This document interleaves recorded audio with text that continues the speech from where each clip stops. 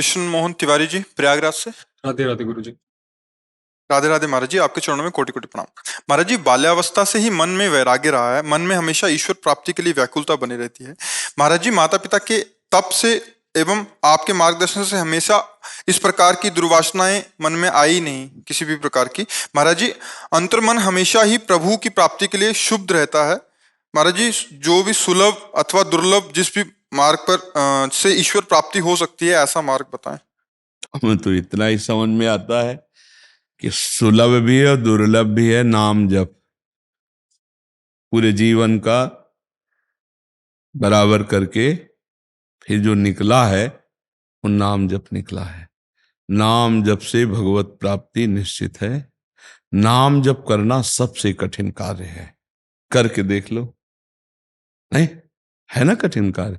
सब कुछ करने में मन राजी है, लेकिन निरंतर नाम जप करने की बात आवे तो ये विरोध में खड़ा हो जाएगा। मन गंदी बातें दिखाएगा, गंदी बातें सोचाएगा, गंदी क्रियाओं की तरफ ले जाएगा। बस उसको रोक के नाम जप कर ले तो भगवत प्राप्ति हो जाएगी। गुरुजी, आपकी कृपा से कभी गंदे विचार मन में आते नहीं। अब बच्चा अहंकार न करो, नहीं बहुत घटिया हो जाएगा। हम बहुत डरते हैं बच्चा।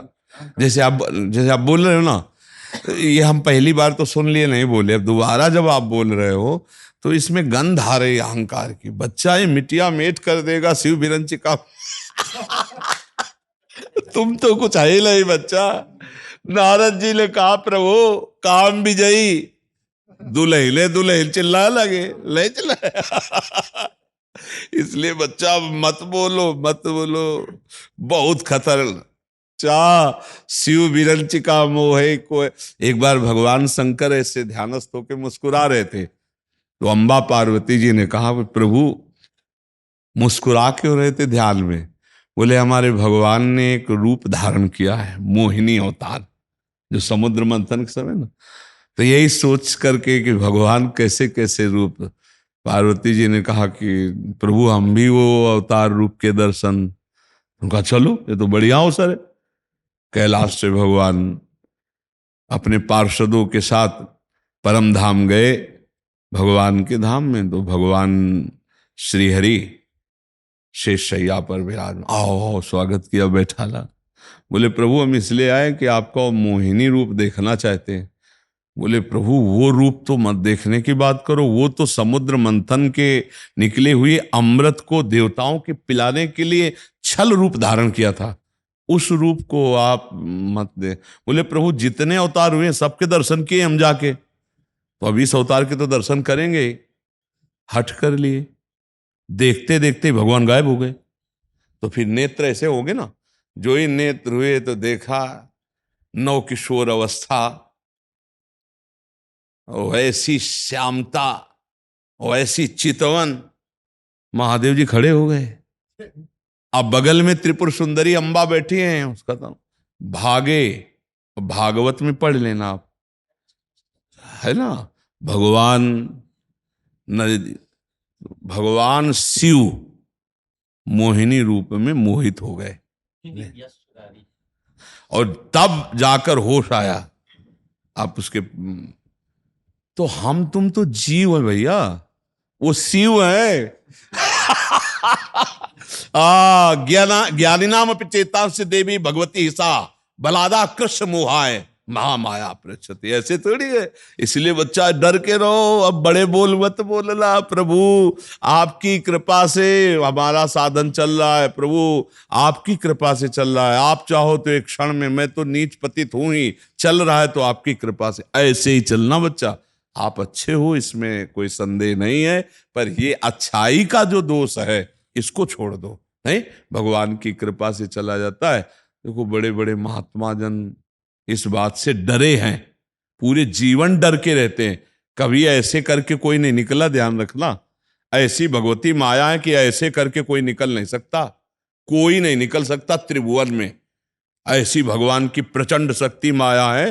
हाँ, बड़े बड़े योगी मुनियों को परास्त कर दिया भगवान की माया ने। तो मामेव ये प्रपद्यन्ते माया मेताम तरन्तिते, भगवान की शरण में और त्राहिमाम करके नाथ मैं तो समस्त अंगों से हीन हूं, आप ही मुझे चला सकते हो। ऐसे नहीं, बहुत अच्छे बच्चा हो पर अहंकार ना करो, क्योंकि अहंकार करने से फिर पतन हो जाता है, फिर मन में विकार आने लगते हैं। बड़ी कृपा है, निर्विकार भाव से चलो, बहुत बढ़िया है। माया पर विजय प्राप्त कराने के लिए ही भगवान ने हमें मानव दे दिया, पर हम अहंकार ना करें। किसी भी सद्गुण का अहंकार करते ही पतन का रास्ता खुल जाता है। अहंकार विनाशकारी। मैं आपका हूँ, मैं आपका हूँ। भाई ये असाभिमान जाय जन भोरे, मैं सेवक रघुपति पति बोरे, ये ठसक बली रहे, इसमें पतन नहीं होगा, लेकिन सद्गुणों का अभिमान नहीं होना चाहिए हमारे अंदर। जो दैवी संपदा गुरु प्रदत्त है, इष्ट कृपा से है, ऐसा अनुभव करता रहे जी। बजरंग लाल शर्मा जी। आप बेरा महाराज जी, मैं एक सेवानिवृत्त प्रोफेसर संस्कृत का रहा हूँ, जयपुर राजस्थान में निवास करता हूँ। महाराज जी, आपके चरणों में कोटि सा नमन। महाराज जी, आपके सत्संग का जीवन में बहुत प्रभाव व परिवर्तन आया है। महाराज जी, मेरे इष्ट हनुमान जी हैं व राधा कृष्ण की दिव्य लीला श्रवण गायन में विशेष आनंदानुभूति होती है। इससे कोई इष्ट के प्रति अपराध तो नहीं बनेगा? नहीं नहीं, भगवत विग्रह नहीं, सियाराम और राधे श्याम का जस जो है महाभागवत श्री हनुमान जी को बहुत पसंद। वही सियाराम, वही राधे श्याम है। एक में मर्यादा पुरुषोत्तम भगवान श्री राम की गंभीर लीलाएं हैं, तो एक में भगवान श्याम सुंदर की अद्भुत प्रेम लीलाएं हैं। दोनों वही प्रभु एक हैं, राम श्याम में कोई अंतर नहीं, पर मुरली और धनुष का अंतर है। वही सिया जो हैं, वही प्रिया जो हैं, तो है नहीं। तो हनुमान जी भगवत यश का बहुत ही रस भाव से पान करते हैं। यत्र यत्र रघुनाथ कीर्तनम तत्र तत्र कृतमस्त कांदिलम वाष्पवारि परिपूर्ण लोचनम, ऐसे तो श्रवण करते हैं। तो भगवान श्री हरि ही राम है, भगवान श्री हरि ही श्याम है। तो हरि जस जहाँ होता है हनुमान जी को बहुत सुख लगता है। तो हनुमान जी को इसमें सुख मिलेगा अगर आप राधे श्याम की लीलाएं गा के सुनाएंगे। उसमें अंतर थोड़ी पड़ जाएगा कि हनुमान जी नाराज हो जाएंगे कि सिया राम जी की ना कह के राधे श्याम की लीलाएं कहते हैं। हमें तो ऐसा कभी नहीं लगा कि कोई हमारा नहीं है। जब हनुमान जी को देखते हैं तो वो हमारे लगते, जिधर देखो सब हमारे, क्योंकि वही हमारे प्रभु है ना। एक ही परम तत्व है, पहली बात ये दे मानना है। यदि आप शास्त्रों का स्वाध्याय किए हुए हैं तो एको देवा एको ब्रह्म, जगह जगह जगह ईशावास्यमिदं सर्वम यत्किंचे जगत्याम जगत, एक ही है, कोई भी। अब वही सेवक सेव्य का स्वांग रच रहा है। हनुमान जी राम जी के सेवक बनकर उनके चरण पकड़े, तो राम जी रामेश्वर की स्थापना करके उनके चरण पकड़ के अभिषेक कर रहे। कौन इनमें से स्वामी और कौन सेवक है पहचानना मुश्किल है, क्योंकि वही स्वामी और वही सेवक है। तो हम भगवद यश गान करने में तो ऐसा कभी भेद सोचे ही ना। प्रपंच के लिए सोचे कि यदि हम किसी की निंदा करेंगे, किसी के दोष छिद्रान्वेषण दोष दर्शन करेंगे और दोष वर्णन करेंगे, तो हो सकता है इष्ट अपराध हो जाए। फिर तो पक्का हनुमान जी नाराज हो जाएंगे बकाया। और भगवत यश गाने में तो किसी भी संत महापुरुष का चरित्र गाओ, भगवत यश गाओ, तो उससे हनुमान जी प्रसन्न होंगे, नाराज नहीं होंगे। भगवत विमुखता में वो नाराज हो जाएंगे क्यों, आप उनके दास हैं। अगर आप भगवत विमुख आचरण करेंगे, भगवत विमुख पुरुषों का संग करेंगे, भगवत विमुख भाषण करेंगे, तो भगवत यश गान करने से वो तो प्रसन्न ही होंगे।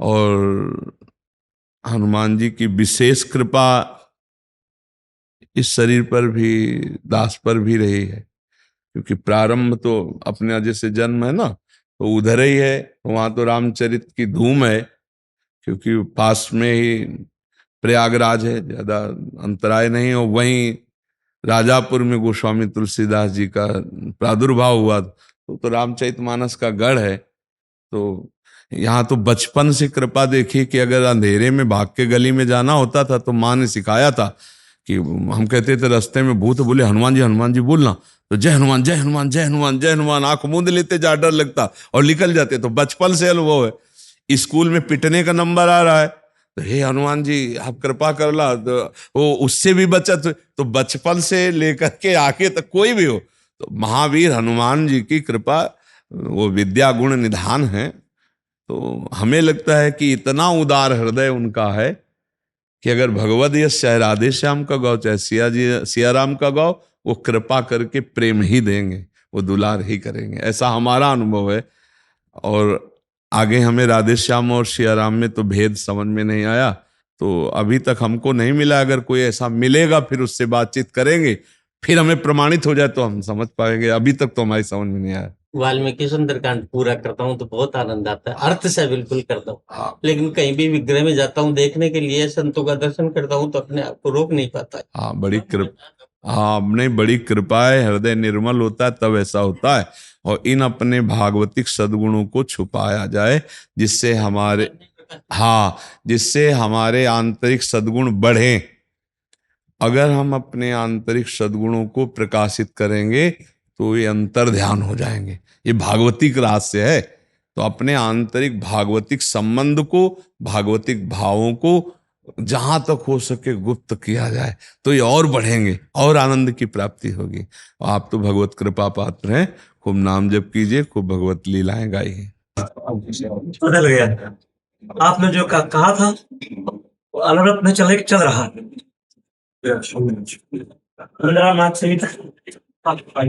आज आपके चेहरे पर विशेष प्रसन्नता है, अंता से जो चेहरे पे प्रकाशित होती है।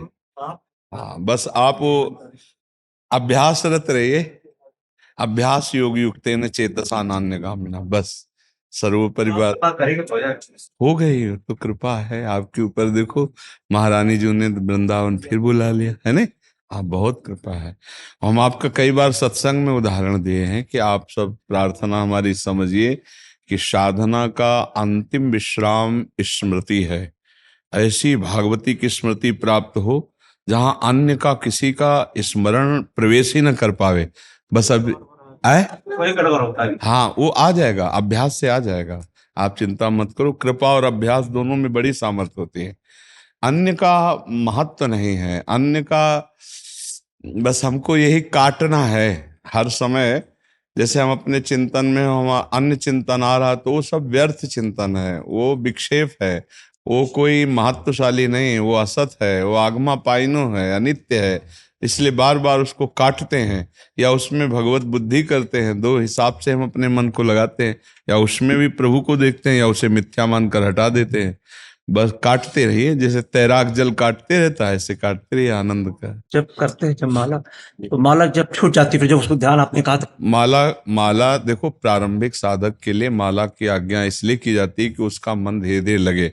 अब आप प्रारंभिक साधक नहीं हैं, आप उसी पर ध्यान कीजिए। अगर 2 मिनट में आप एक बार मंत्र लिख पाते हैं तो बहुत जोर की बात है। आप 5 मिनट उसी के ध्यान में बने रहिए, फिर दोबारा लिखिए, फिर लिखिए। संख्या और नंबर ये प्रारंभिक साधकों। एक चमत्कार हुआ, आपने जब आदेश दिया, हमारे जो पूज्य बड़े महाराज गद्दी पर महाराज जी बैठे हमारे पनपुर स्वामी जी, उनसे मैंने कहा, बोली यही तो कहता था हम पहले इसी का, बोले देर जल्दी मत करना। महाराज जी करते समाधिस्थ हो गए, काशी में थे, वो भी करते करते बिल्कुल, अब वो करते करते ऐसा मन में होता है ना कि जैसे पता नहीं क्या हो जाता है, बिल्कुल स्थिरता, एकदम शांत। अब चूंकि महादेव जी ने आपको भेजा था तो ये आखिरी बाण है, ये आखिरी अचूक बाण है। बस इसी से ब्रह्मबोध हो जाता है, इसी से भगवत साक्षात्कार हो जाता है। चुपचाप लगे रहिए, फिर आप देख लीजिएगा। आप देखो कुछ ही दिन में इसका रंग आ गया, तो फिर आगे तो जितनी श्वासें हैं, और भगवत प्राप्ति निश्चित है इसमें। इसका ये नहीं है कि परिणाम में भगवत प्राप्ति होती है, इसमें वर्तमान में भगवत प्राप्ति होती है। जैसे हम भगवदाकार वृत्ति का अभ्यास कर रहे हैं, हमारा शरीर छूट गया तो हम प्रभु को ही प्राप्त होंगे। हम अंतामति सुगति, हम प्रभु को ही प्राप्त होंगे। अभी छूट जाए तो क्रोध कैसे शांत हो जाए? क्रोध नहीं, हम क्रोध किस पर करते हैं, पहले हमें यह ध्यान देना है। हम क्रोध किस पर करते हैं? अपनी कामना पूर्ति नहीं होती इसलिए हो रहा है। हाँ, प्रतिकूलता पर करते हैं। हमारे लिए कुछ प्रतिकूल नहीं है। जब कुछ अनुकूल ही नहीं तो प्रतिकूल क्या है? अनुकूल प्रतिकूल ये मन का विषय है, ना कि हमारे स्वरूप का विषय है। स्वरूप तो सर्वत्र विराजमान मेरा ही स्वरूप है, आत्मस्वरूप है, दूसरा कोई है। तो प्रतिकूल तो तब हो ना जब कुछ अनुकूल लगे। जब कुछ अनुकूल ही नहीं तो प्रतिकूल क्या? हम अनुकूल प्रतिकूल में नहीं, हम बीच में हैं, समतूल हैं। ना अनुकूल है ना प्रतिकूल है, हम बीच में हैं। उस आनंद समुद्र के मध्य में हम विराजमान हैं। हमें कूल किनारों से मतलब नहीं, अनुकूलता प्रतिकूलता। देखो जब प्रतिकूलता आ रही उस समय हंसो ना, आपकी परीक्षा हो रही है, आप उस समय देखो ना, आप परीक्षा, आप उसे सत्य क्यों मान रहे हैं प्रतिकूलता को? वो आपकी परीक्षा है। उस समय आप मुस्कुराओगे, नहीं नहीं मैं प्रतिकूलता में फंसने वाला नहीं, तो गाली दे, मारे, धक्का मारे, कुछ मुस्कुराए, चल दिए। प्रतिकूलता को सहन करना सीखा जाए, मुस्कुराना सीखा जाए, यही तो हमारी साधुता है। दयाभिमान नहीं छूट रहा ना। छूटना क्या है? पकड़े तो आप ही है, जब हमारा है ही नहीं तो छूटना क्या है? स्वीकृति केवल है, आप ही पकड़े हुए, आप ही छोड़ दीजिए। आपको थोड़ी दे आपको पकड़ेगी, जड़ है ये, जड़ थोड़ी आपको पकड़ेगी। चैतन्यता ने जड़ को पकड़ रखा है। यद्यपि जड़ चैतन्य का कभी मिलान हो ही नहीं सकता, जड़ चैतन्य की ग्रंथि कभी पड़ ही नहीं सकती, पर फिर भी भ्रमात्मक आपने ही पकड़ रखा है बस। और इसकी भी चिंता छोड़ो, क्योंकि चिंता हमको प्रभु ने जो करने की बात कही है उस पे लगानी है। जब उस पे लग जाएगी तो देह भाव छूट जाएगा, उस पे लग जाएगी तो अनुकूलता प्रतिकूलता। जो बहुमान करे को मेरो, किए बहुमानत ना ही बढ़ाई, जो अपमान करे को केहूं, कि अपमान नहीं लघुताई। ये देह भाव, इसका कर्म है तो उसको भोगने दीजिए। अगर कोई थप्पड़ मारता है तो आराम से, इसका कर्म है, इस शरीर को भोग लेने दीजिए, आप उससे निरपेक्ष रहिए। अपमान मालूम पड़ जाता था, आए? अपमान मालूम पड़ता सब। हाँ, इसलिए अभी थोड़ा मार्जन हो जाने दो और मंत्र से जपते रहो। एक अवधूत संत भगवान को देखा, रास हो रही थी यहाँ वृंदावन में, श्री स्वामी हरगोविंद जी के पांडाल में। वो अवधूत नंग धड़ंग थे, ऐसे रास में खड़े थे, पीछे से आकर एक जवान ने लात मारी बूट सहित, वो ऐसे गिरे, फिर खड़े हुए, फिर लात मारी बूट सहित, 5-7 बार लात मारी। वो रास बिहारी को ऐसे देखे, ऐसे मुड़ गए, उस व्यक्ति को भी नहीं देखा जो लात मार रहा था, कुछ नहीं, बस ऐसे गजराज किसी चाल से मुड़े और वहां से चल दिए। हम ये देखकर आश्चर्यचकित हो गए, कितनी ऊंची स्थिति इस महापुरुष की है कि एक बार मुड़ के नहीं देखा कि मार कौन रहा है, एक बार भी नहीं देखा। पर रास बिहारी भगवान को ऐसे देखा, नेत्र कैसे, शरीर से एकदम निरपेक्ष। देखो, ये अभ्यास से ही हम फंस गए। स्वीकृति, अभ्यास, तो हम ये दोनों स्वीकृति और अभ्यास अब बदल रहे हैं। स्वीकृति, मैं शरीर नहीं हूं। अभ्यास निरंतर भगवत चिंतन का, गुरु मंत्र का, अभी सब ठीक हो जाएगा। बहुत सुधार है आपके। जब आपने प्रार्थना की थी अष्टाक्षर का, तो महादेव का है, तो उस महादेव की आकृति क्यों नहीं दिख रही है हमको दर्शन में? आगे आ जाएगी, अभी थोड़ी है। पहले निष्पाप हो, पहले निष्पाप होइएगा, फिर आ जाए, अपने आप आ जाएगी। अध कचरे योगी को मेरा साक्षात्कार नहीं होता, भगवान कह रहे हैं। आप लगे हो, आप आगे का रास्ता, आज आगे की चिंता मत करो, आप बस अपने वर्तमान को भगवदाकार बनाओ तो भविष्य भगवदमय हो जाएगा। आप हमारी बात समझो? वर्तमान का सेकंड, वर्तमान का मिनट भविष्य के चिंतन में नहीं जाना चाहिए, ना भूत के। वर्तमान का चिंतन भगवत चिंतन में जाना चाहिए। जिसका हर क्षण वर्तमान का भगवान में व्यतीत होता है, वही भगवदाकार वृत्ति को प्राप्त महात्मा होता है। उठते बैठते चलते फिरते हर समय असंप्रज्ञात समाधि में रहता है। इसलिए निरंतर नाम जप में जो मंत्र चिंतन है, बहुत परिवर्तन है, आपके चेहरे पे बहुत परिवर्तन है। पहले जब आए थे तो एक व्यक्ति था जो साधन में लगना चाहता था, आज जो हम देख रहे हैं वो एक साधन में बहुत अच्छा लगा हुआ साधक का। तो बस आगे जो साधक है वो सिद्धावस्था है, चुपचाप चलते रहिए और किसी को बताइएगा नहीं अपनी पद्धति।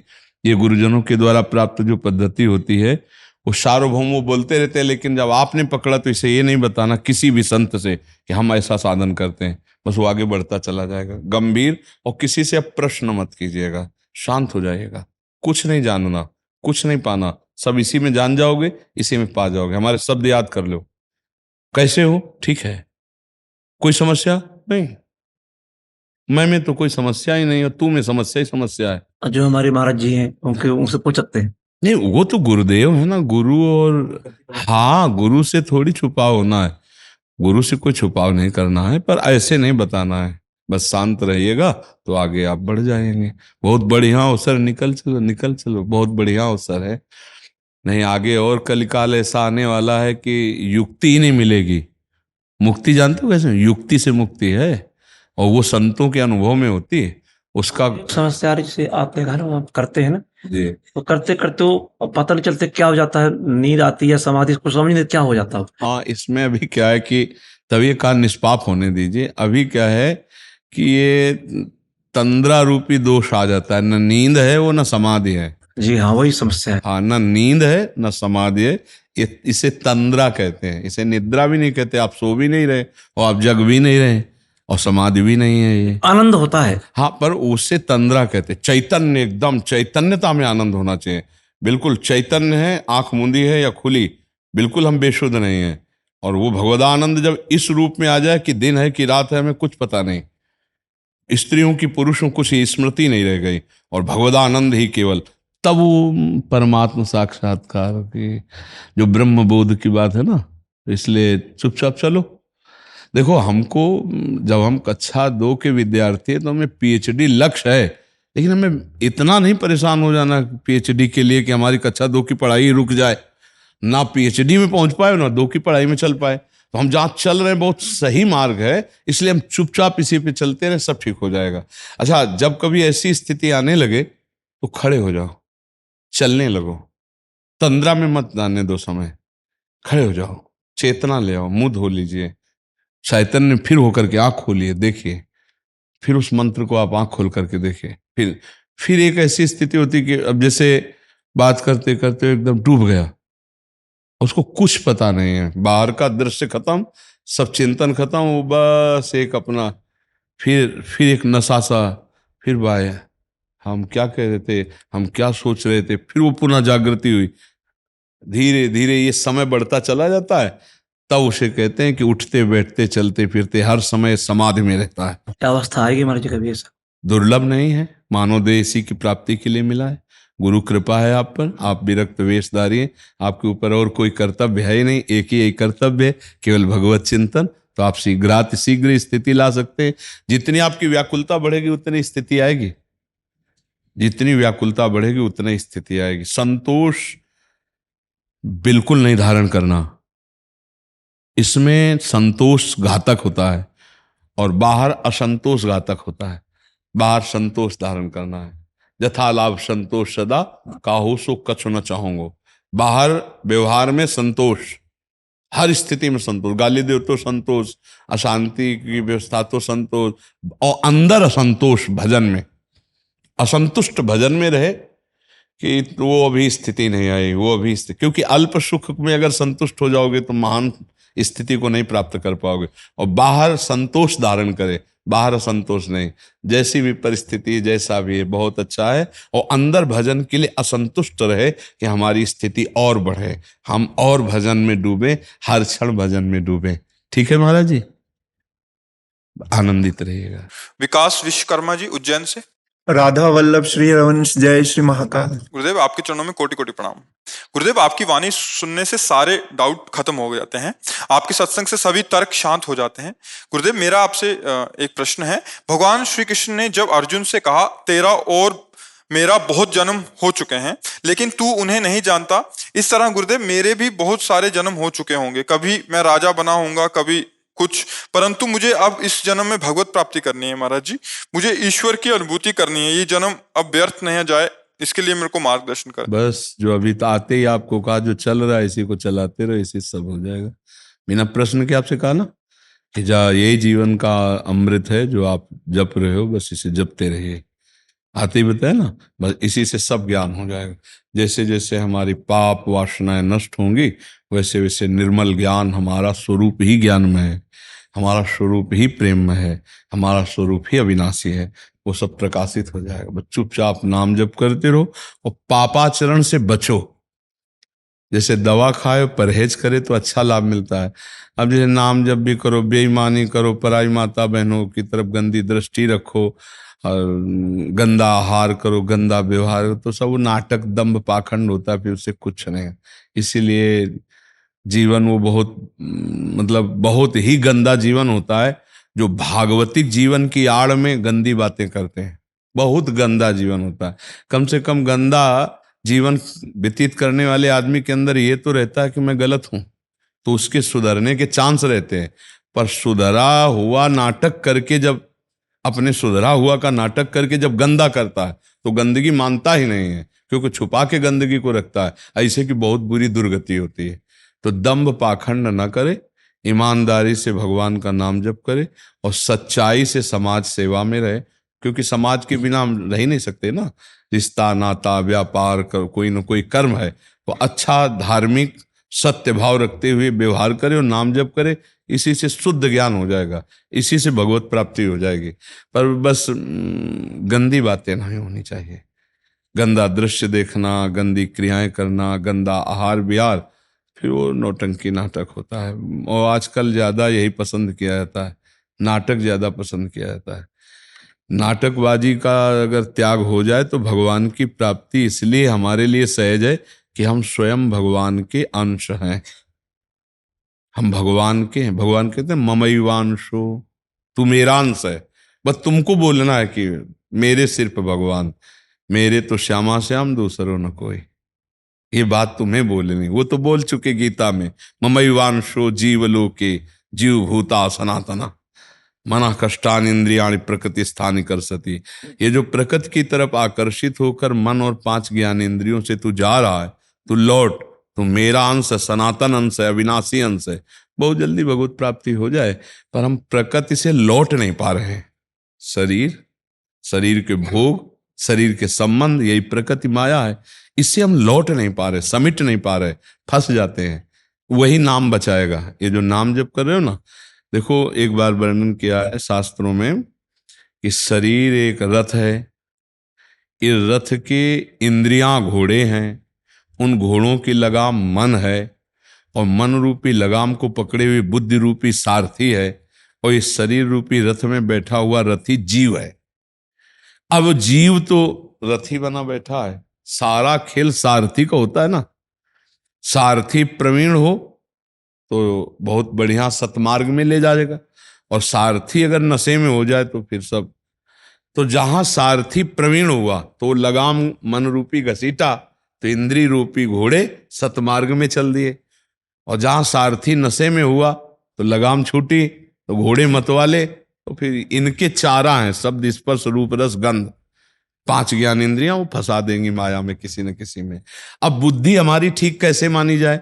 तो ईश भजन सारथी सुजाना, इष्ट देव का सदैव भजन करे तो सारथी सुजाना, मतलब बुद्धि में विवेक जागृत हो जाए, बुद्धि प्रवीण, तो हमारे इंद्रिय रूपी घोड़े सतमार्ग में चलेंगे। अब जैसे हाथ में माला है और गंदी विचारधारा और गंदी क्रियाएं, गंदा, तो ऐसे कम सफलता मिलती है। वो नाटक एक बना देता भक्ति का, वो अंदर रंग नहीं आता भगवान का। बाहर हम बोलेंगे, वो अंदर कुछ चलेगा।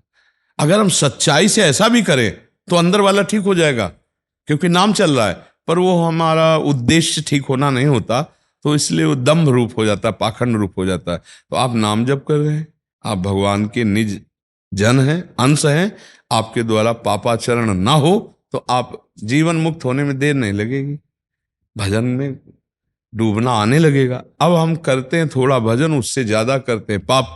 जैसे मानो गंगा जी में जाके कपड़ा धोया, शुद्ध हो गया ना, फिर गटर में आके उसको डुबो दें, फिर क्या होगा? आपको एक अहंकार रहेगा कि मैं गंगा जी में धो के आया, लेकिन उससे भी बुरा हो गया, नहीं हो गया ना।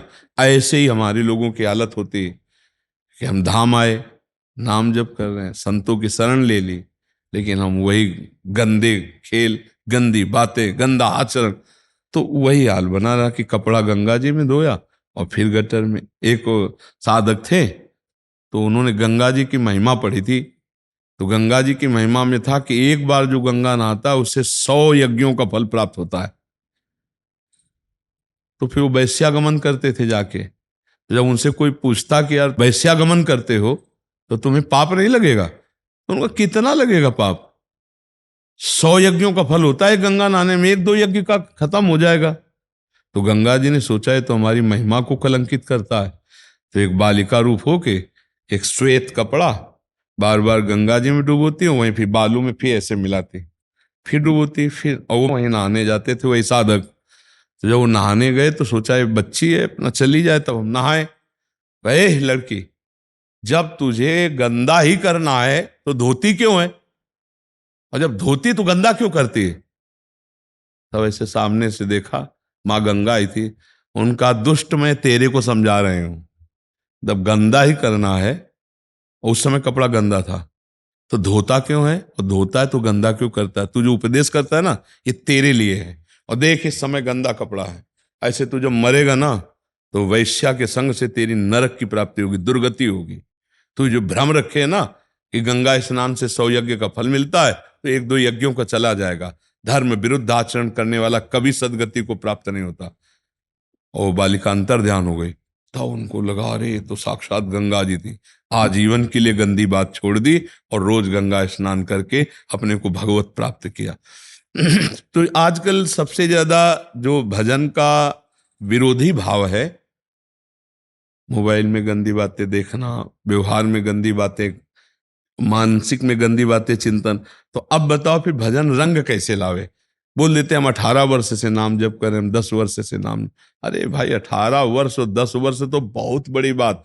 तुम 18 घंटा ईमानदारी से नाम जप करके देखो, पवित्रता से, तो आपका परिवर्तन शुरू हो जाएगा। इसलिए जीवन का परम लाभ पापाचरण त्याग कर भगवान नाम जप करते रहना, और ये नाम जप से सामर्थ्य आ जाएगी। अगर ऐसा हम करेंगे तो हम जीवन मुक्त हो जाएंगे, पक्का हो जाएंगे। नाम में सामर्थ्य है। ये लाला की जय बाबा, प्रसाद आए हो और हम आएंगे तुम्हारे बुलाए पे। बोल वृषवान के जमाई की जय। ब्रज बोली ठिठोली को मोल कहा, मुख खोलत बोलत बिखरत हासी। हर आंगन खेलो गोपाल यहाँ, बलराम को नाम छुड़ा मत फांसी।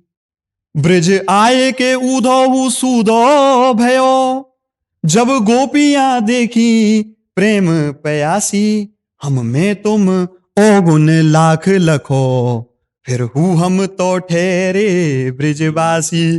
के ब्रज भूमि समान ना भूमि कहूं, जहां संतन वास। आप जैसे संत बाबा विराजमान है, के जहां संतन वास और देव द्वारो। श्री धाम और गोकुल गाम यहाँ, वृंदावन कालिंदी कूल किनारो। ब्रज सीमा के भीतर वास करें, उनके दुख दर्द में कृष्ण सहारो। बड़ भाग ये श्याम अकिंचन है, ब्रज धाम के बीच में गाम हमारो, नंद गाम हमारो। बाबा एक हाथ से ये श्याम ससुरार वारे बरसाने धाम वारे। अब बाबा नंदगाम के हैं तो वो थोड़ा सो ने आई जाए, चाहे कितने को कोशिश कर लेना जाए। ये श्याम ससुरार वारे बरसाने धाम वारे, और ले आए दसई नंद भवन द्वारे जू। कोऊ कारे और कोऊ गोरे, कोऊ कारे कोऊ गोरे, और कोऊ छोटे कोऊ मोटे, और कोऊ बूढ़े बाबा जी ले लकुट पधारे जू। पत झलकारे सारे सपा चट्ट मुचियारे, नैन कजरारे सुर जनानो समारे जू। चटके हर नजारे नखरारे शरण विचारे, ये सारे हैं या सारी जू? बाबा ब्रजवासी और ब्रज रज और ठाकुर जी में जो अंतर समझे, बिल्कुल वाकी ब्रज उपासना बाबा कभू पूरी ना। ऐसा भाव है नंद के लाल। लाला जी श्री जी का प्रसाद ही हुआ है। सबको बाबा मैं दोबारा आया हूँ। एक और पहले आए थे वो जो सजा दिया था राधा नाम। अच्छा कह रहे थे हमको जब पे बाबा जी दे पे। हाँ ठीक है। अब केहू गोसाई अब जो है सब बोले कि बाबा है, बाबा ते मिलो महाराज, बाबा ते मिलो। मैं जो कहूँ नंदगाम बारे गोसाइन को का मामा लगे बाबा। जो बाबा ते मिलो। बोल वृषवान के जमाई की, बोल बहू के भैया की। गौरव शर्मा जी, बनारस। वल्लभ श्री हरिवंश। गुरुदेव आपके चरणों में कोटि कोटि प्रणाम। गुरुदेव मैं प्रतिदिन 50,000 नाम जप करने लगा हूँ, जिससे मेरी इस छोटी बुद्धि में भगवान के प्रति और ज्यादा रुचि बढ़ गई है। प्रभु जी मेरा प्रश्न है कि हम सब परमपिता परमेश्वर के पहली बात तो हमारी आपसे प्रार्थना है कि आज तो बता दिया, आज के बाद कभी संख्या मत उच्चारण करना, ठीक है? मैं 50,000 रोज नाम जप करता हूँ, धन्यवाद। आगे कभी अब किसी से भी मत कहना। तुमसे कोई पूछता तो है नहीं, तो हमारा अहम पुष्ट हो रहा है। समझो कि मैं 50,000 रोज नाम जप करता हूं, तो ये अहंकार हमें भगवत प्राप्ति नहीं होने देगा। हमारे अंदर जो नाम जप ये गुरु कृपा से, इष्ट कृपा से, भगवत कृपा से हो रहा है। हमें अहम नहीं आना चाहिए। एक भी श्वास नाम से खाली ना जाए। पर हमारे अंदर दैन्यता रहनी चाहिए। ये आम संख्या वाला हटाओ, करो ऐसे ही करो जैसे कर रहे हो, पर कहोगे नहीं आज से, ठीक है? अब आगे बात करो। महाराज जी, हम सब परम पिता परमेश्वर के अंश हैं, वही हमारे माता पिता हैं। हम जानते हैं कि माता पिता हमारा कभी बुरा नहीं चाहते। गुरुजी, परमेश्वर ने हमारे अंदर काम, क्रोध, माया, लोभ, लालच जैसे विकारों क्यों डाले? उस तो सब जानते हैं कि इस विकारों से भरा शरीर हानि ही होगी इसकी, और उसके साथ ही पापाचरण करेगा। तो महाराज जी, आपको एक गाड़ी दे दी है, गाड़ी में ब्रेक भी है और गाड़ी में रेस भी है। उस गाड़ी को आप गलत चलाते हो या सही चलाते हो, ये आपके ऊपर छोड़ दिया है। मार्ग दो रख दिए हैं, खेल है उसका। आप गलत मार्ग में ले जाते हो या अच्छे मार्ग में ले जाते हो? आप उनके ऊपर दोषारोपण क्यों करते हो? शौचालय में बदबू होती है, दुर्गंध होता है, अपवित्र होता है, पर हमारे घर का एक हिस्सा है ना? रसोई जैसे हिस्सा है, ऐसे शौचालय भी हिस्सा है ना? शौचालय गंदी चीज ना होती तो हमारा क्या पूरा दिनचर्या सही ढंग से हो पाएगी? अगर हम रसोई में पवित्र भोजन बनाते हैं तो जो बचा हुआ अन्न मल रूप में हो वो शौचालय में जाता है। दिन है तो रात्रि जरूरी है, 100% जरूरी है। अगर रात्रि ना हो तो वो लोग क्या हालत हो जाएगी, अशांति पैदा हो जाएगी। क्योंकि रात्रि का एक अपना प्रभाव प्रकृति के ऊपर है, रात्रि का एक अपना प्रभाव जीवन के ऊपर है। भगवान ने संपूर्ण सृष्टि में गुण दोष में रचना पूरी की है, तुम्हारे ही अंदर नहीं की, पूरी सृष्टि में की है, और दो विभाग करके रख दिए हैं, और दोनों को गुरु रूप में स्पष्ट वर्णन कर रहे हैं। अगर उन्होंने खेल रचा तो इस खेल से निपटने के लिए पूरी युक्तियां दी है। गीता जी, भागवत जी, संत जी, गुरु जी, महात्मा जी के रूप में वही तो उपदेश कर रहे हैं। अब आप किस मार्ग में चलना चाहते हो? सत मार्ग में, आनंद के मार्ग में। तो आप दमन करो इन शत्रुओं का, खेल है, आप आगे निकल जाओगे। अब क्यों रचा? तो अब उसका उत्तर हम दे रहे हैं, कोई भगवान और नहीं, तेरे अंदर ही है, तू ही है। तू अपने आप से अपने आप में फंस गया है, देख अनुभव करके, कोई और है ही नहीं, तू ही तू है। है तुम्हारे पास उत्तर? है तुम्हारे पास जानकारी इसकी कि तू वही है? एक ढांचे में अपने को मान लिया, केवल ऐसे कल्पना में बोल रहे सुनी सुनाई बात कि मैं उसका अंश हूं। जानते हो उसका अंश वही है तू। जानत तुम्हें हो जाए। किसका खेल है? तुम्हारा। कौन बंधा है? तुम।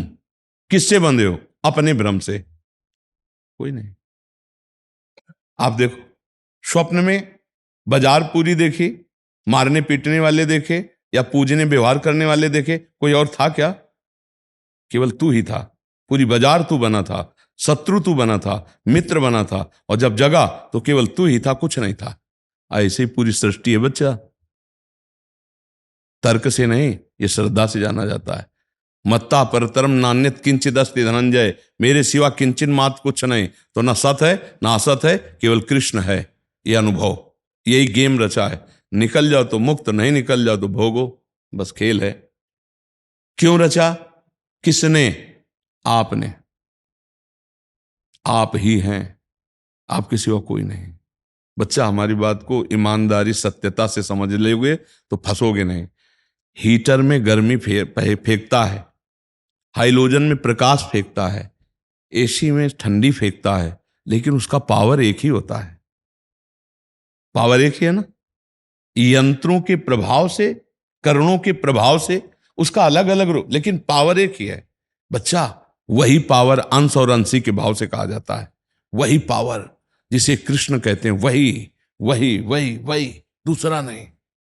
अब वो 0 वाट का तो 0 वाट का, 1000 वाट का तो 1000 वाट का, बिजली तो बराबर संचरित हो रही। वो किसी वाट का मतलब नहीं रखती। तुम्हारा करण यंत्र कितने पावर का? बोले 0 वाट का, तो बिजली 0 वाट का प्रकाश दे रहे। और अगर वो अपने स्वरूप में आ जाए तो फट फट फट सब फोड़ के फेंक देने, तो वही है। ये फट फट सब खत्म हो जाएगा, स्थूल सूक्ष्म कारण अज्ञान सब। तू वही है। जानत तुम्हें सूत्र को समझिए। अगर सोई जाने जेहि देह जनाई, तो जानत तुम्हें। अब किसको दोष दोगे? आप ही थे, आपका ही भ्रम था। सपने में लाठी चल रही थे, जागे किसको रिपोर्ट लिखाओगे? हमें बताओ। बिल्कुल जागृत में ऐसा ही है बच्चा। उमा कहो मैं अनुभव अपना। शंकर जी का अनुभव झूठा होगा क्या? सतारी बजल जगत सब सपन। बच्चा यही बात चाल के परमानंद में निमग्न हुआ जाता है। अब आप दोष दोगे कि भगवान ने काम क्रोध लोभ मोह क्यों रचा, तो हमको बताओ स्वप्न में जो हो रहा था उसमें क्या था? कुछ था क्या बच्चा? तुम्हारे सिवा कोई था? तुम्हारे सिवा कोई था क्या? पर सब कुछ था। अगर स्वप्न में पिटाई हो रही तो सच्ची वैसे ही पिटाई लगती कि ये मरा, नहीं लगता? वो आंख ना खुले तो कभी कभी ऐसे स्वप्न देखे गए कि चाकू पूरी, पर आंख खुल गई तो लगा यार बच गए यार, नहीं यार ये स्वप्न था यार, बच गए एकदम। और कुछ नहीं था, ना चाकू था ना चाकू वाला, हम ही थे चाकू और हम ही थे चाकू मारने वाले और हम ही थे जिसके ऊपर चाकू मारा जा रहा है, हमारे सिवा कुछ नहीं था। मानते हो इस बात को? स्वप्न की बात को तो मानते होगे, आपके सिवा कुछ नहीं था। मतलब आपकी ही कल्पना, आपके विविध रूप दिखाई दे रहे थे, ये जगने पर पता चला ना। तो ऐसे ही अभी अज्ञान में हो, जब ज्ञान में जगोगे तो ये प्रश्न खत्म हो जाएगा कि भगवान ने काम क्रोध क्यों रचा, भगवान क्यों ऐसा किए। तो उनको सरल भाषा में बताया, मानो मान के दूसरे रूप में, कि पिता ने पूरी सब व्यवस्था की है। अब दो मार्ग हैं, एक जा रहा गलत और एक जा रहा सही। तो तुम अपनी गाड़ी, तुम्हें पेट्रोल भी दिया, ब्रेक भी दिया, ड्राइविंग भी आपके हाथ में, अब अपनी गाड़ी इधर क्यों ले जाओ, इधर चलो ना। परमानंद का मार्ग है, इन काम क्रोध आदि पर विजय प्राप्त करके भगवद आनंद में डूबो, भगवान ने दिया है। अगर ऐसा ना होता तो आप किसके पास आए हो? भगवान के दास के पास ही तो आए हो। किस मार्ग? इसी मार्ग के लिए तो आए हो। अगर इसी मार्ग में ये शरीर चल सकता है तो क्या आपका शरीर नहीं चल सकता? क्या आपका नहीं चल सकता? क्या आप भगवान के अंश नहीं हो? क्या कपड़ा संत होता है? संत तो स्थिति होती है ना, वो तुम भी ला सकते हो, पैंट शर्ट में संत हो सकते हो। तो मुझे लगता है बच्चा, भगवान में दोषारोपण ना करके हम अपने अज्ञान को दूर करने के लिए भगवान की शरण में होकर नाम जप करें तो बात बन जाएगी। कोई और भगवान नहीं बच्चा, नहीं है। तुमसे सच्ची कहते हैं बच्चा, कोई और भगवान नहीं। ये केवल शरीर बल्ब समझ लो, इनमें जो तेज है वही है, वही छुपा छुपी का खेल खेल रहा है। देखो इस 3.5 हाथ के शरीर में आप हो, अपने को जाने बच्चा?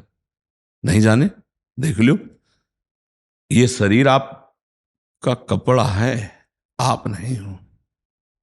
पर आप हो कहां? इतने में ही हो।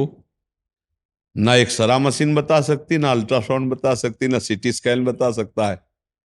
भजन करो तो आप अपने आप को ढूंढ लोगे, और अपने आप को ढूंढ लिए तो प्रभु को ढूंढ लिया, प्रभु को ढूंढ लिया तो अपने आप को ढूंढ लिया। खेल ऐसा है। करो, चलो सतमार्ग में चलो, नाम जप शुरू करो, कोई नशा न करो, गंदे आचरण न करो, अभी ठीक होने लगोगे, अभी सब प्रश्न समाप्त हो जाएंगे। आपको कोई संशय लग रहा है इसमें?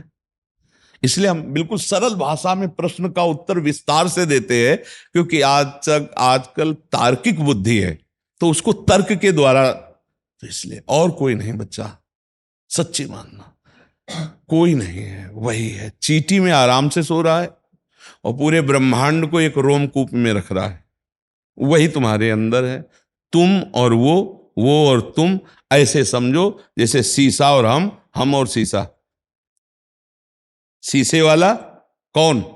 शीशे में जो दिखाई दे रहा है, सामने शीशा रखा है, वो कौन? हम। अब हम शीशे वाला अलग माने और अपने को अलग माने तो फिर कहा जाएगा कि तुम्हारी बुद्धि ठीक नहीं। जो शीशे में वही हमारे अंदर, क्योंकि हम ही तो दिखाई दे रहे। जो ऐसे बच्चा, जो मंदिर में वो यहां, अगर यहां नहीं तो कहीं नहीं। घूम आओ, जाओ कर आओ दर्शन, और मैं बताओ कि हो गया भगवत साक्षात्कार।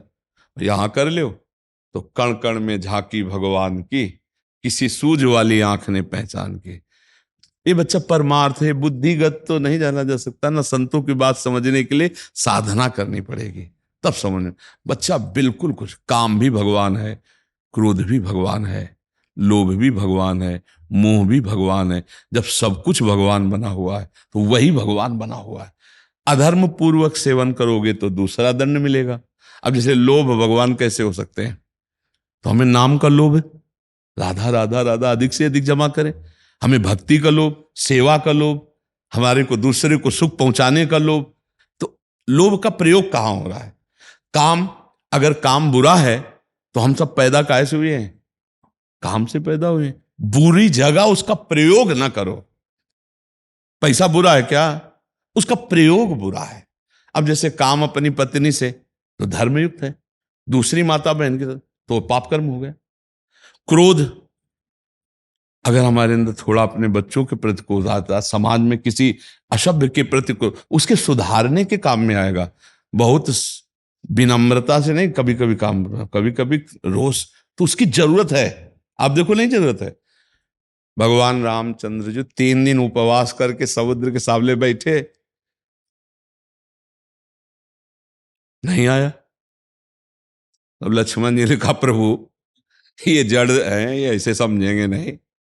भगवान ने कहा लाओ लाओ सारंग धनुष, चढ़ाई प्रत्यंचा, चढ़ाया अग्निबाण, अभी सोख लेता हूं। सठ सन विलय, कुटिल सन प्रीति, सहज कृपन सन सुंदर नीति, ममता रत सन ज्ञान कहानी, अति लोभी सन विरति बखानी, लोभी सम जिम हरि कथा, ऊसर बीज बय फल जथा। लाओ लक्ष्मण बाण सरासन आनु, शोषों वारिद विशिक्र सानु। लाओ अभी इसको सोख। अल्यो भाई इतना कहना था कि ब्राह्मण रूप धर के बड़ी थाल में रत्न आदि लेके 3 दिन उपवास धरे थे, पहले आ जाते तो इज्जत रह जाती। अब तो कहीं कहीं क्रोध आवश्यक है कि नहीं? क्रोध भगवत स्वरूप होता है कहीं कहीं कि नहीं? तो हम उसका बुरी जगह प्रयोग क्यों करें? कोई भी, अच्छा मोह, अगर मोह ना हो तो हम अपने माता पिता पुत्र परिवार का पोषण कैसे करें? वो मोह करा रहा है, मोह पोषण करा रहा है, पर हम अपने परिवार का पोषण करने के लिए दूसरे परिवारों का नाश क्यों करें? अब एक दूध बेचने वाला केमिकल मिलाकर अपने बच्चों के पोषण के लिए दूसरे बच्चों की जान घातक वस्तुएं दूध में मिला के बेच रहा है। अब उसे ये क्या है? मोह का दुरुपयोग। ठीक है, मोह का सदुपयोग करो।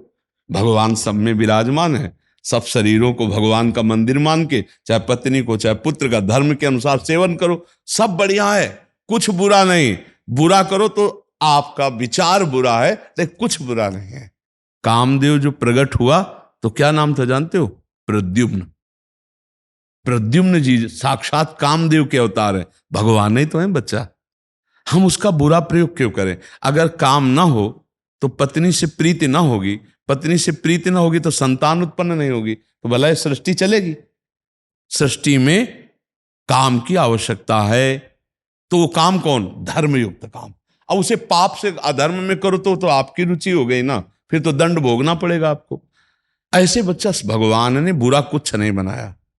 संपूर्ण सृष्टि की आवश्यकता है, जैसे हमने पहले कहा कि रसोई की आवश्यकता है तो शौचालय की भी आवश्यकता है, दिन की आवश्यकता है तो रात की भी आवश्यकता है, दैवी संपदा है तो आसुरी संपदा भी है, रचना हो रही तो विनाश भी जरूरी है। जरूरी है, पक्का जरूरी है। वो हम मोह के कारण कहते हैं, अगर विनाश ना होता तो बहुत जरूरी है बच्चा। अगर सोचो मरना बंद हो जाए और 10 20 50 पीढ़ी से बुढ़े बैठे होते, नहीं बाबा पर बाबा सब 50 100 बुढ़े बैठे हुए हैं और मरना किसी को है नहीं। अब बोलो हालत क्या होती तुम्हारी? नहीं है ना विनाश लीला जरूरी। आप सच्ची वालो, जिसे आप बुरा मानते हो वो जरूरी है। जैसे रचना जरूरी है, ऐसे पालन जरूरी है, ऐसे संहार जरूरी है। तो बच्चा भगवान को दोष न देके उनकी शरण में होकर यदि नाम जपा जाए तो बढ़िया आनंद हो जाएगा और ये समझ में आ जाएगा कि कहीं कुछ बुरा नहीं है, मेरे विचार बुरे हैं। अगर मेरे विचार ठीक हो जाए तो देखो गोस्वामी जी तुलसीदास जी कहते हैं, सिय राम मैं सब जग जानी, करऊं प्रणाम जोरी जुग पान, जड़ चेतन जग जीव जत, सकल राम मैं जानी। कहाँ काम है बच्चा? विचार में। देखो तो वो भी राम है, तुम देखो तो तुम्हारी दृष्टि अगर राम में तो राम। गोपीजन कहते जित देखूं तित श्याम मई। अब श्याम श्याम उनको दिखाई दे रहे हैं और हमको काम दिखाई दे रहा है, थोड़ा हमको इसको ठीक करना है। ये ठीक हो जाए तो सब बढ़िया हो जाएगा। कुछ बुरा नहीं है, कुछ बुरा नहीं बच्चा, क्योंकि भगवान ने रचा, उनकी मौज है। अमृत का महत्व जहर से है, दिन का महत्व रात्रि से है, साधुता का महत्व दुष्टों से है। नहीं, कौन जानेगा साधु किसे कहते हैं? जब दुष्ट उनके ऊपर दुष्टता करते हैं तब उनकी साधुता प्रकाशित होती। दुष्टता रूपी झंडे पे साधुता रूपी झंडा फहराता है, दूसरा जब दुष्ट उनके डंडे बनते हैं। इतना सताया गया, फिर वो भगवान की स्थिति में रहा। अरे बोले तो महात्मा है, ये किसने प्रमाणित किया? दुष्ट ने। सब कुछ जरूरी है बच्चा, सब कुछ जरूरी। भगवान को आप ये नहीं कह सकते कि ये गलत बनाया आपने, क्योंकि आपकी सलाह की जरूरत नहीं भगवान नहीं। अगर सब व्यवस्था है तो परमाणु बम भी है ले? विनाश की व्यवस्था भी बहुत जोर की है, नहीं है? भारत, आप अपने देश, अगर विनाश की व्यवस्था भारत से हटा दी जाए तो अधूरा हो जाएगा कि नहीं हो जाएगा? असमर्थ हो जाएगा कि नहीं हो जाएगा? जितनी जोर की विनाश की व्यवस्था होगी उतनी जोर का देश माना जाएगा, नहीं माना जाए? बोले बड़ा पावरफुल देश है। बोले क्यों? बोले 2 परमाणु बम है, 4 परमाणु बम है, बड़ा पावर। तो विनाश की सेवा त्रिलोचन भगवान शिव, पालन की सेवा स्वयं श्री हरि, और रचना की सेवा भगवान ब्रह्मा। यार बच्चा, हमें लगता है सब ठीक है, हमारा दिमाग ठीक हो जाए बस, ये बात। बोले सृष्टि कैसी? तुम्हारी दृष्टि जैसी वैसी सृष्टि। एक को राम दिखाई दे रहे, एक को श्याम दिखाई दे रहे, आपको काम दिखाई दे रहे। मतलब क्या? क्या है इसमें? बोले चश्मा जैसा चढ़ा वैसा दृश्य दिखाए। लाली मेरे लाल की जित देखूं तित लाल, और लाली देखन मैं चली तो मैं भी हो गई आप बताओ दूसरा बचा कौन? यार बड़ा मस्ती का मार्ग है, परमानंद का मार्ग है। अब ये यहां से परमानंद, अब यहां बिगड़ा है तो सब बिगड़े ही है, फिर तो गड़बड़े ही बच्चा। ठीक है जी।